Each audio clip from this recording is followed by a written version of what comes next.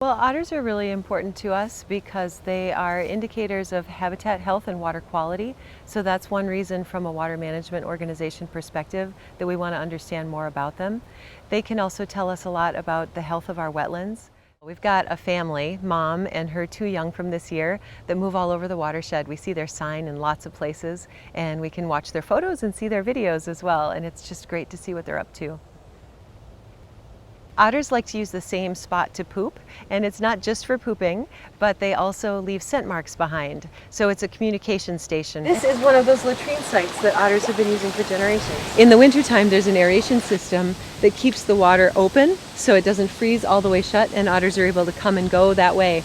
And right on the edge of the open water, we see their tracks and trails all the time. In Minnesota, trapping reduced the otter population.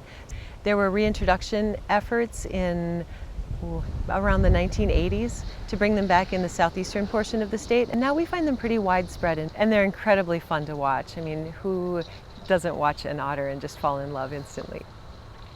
I'm always, when I'm out in wild places, I'm always looking for animal sign and trying to interpret it. And remote cameras, in a lot of the ways, encourage you to do that exploration and then give you a tool to solve the mystery and find out what's really happening. I have a site that I've been watching near Long Prairie, Minnesota, and we've got families of otters there that are using the latrine sites so we can monitor their activity and see signs of them a lot. But we also do see them, which is always quite a treat. One of my neatest experiences was I went to check the remote camera and the otters came around the bend in the river. They do this contact call, so it's kind of like a grunt, and they were doing that contact call back and forth to each other. And when otters see a threat in their environment, their strategy is to circle from the front and the back.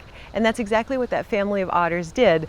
A couple of them stayed and faced me head on, and a few others circled back on the other trail to check me out from behind. That was just one of my most phenomenal experiences with otters in the wild.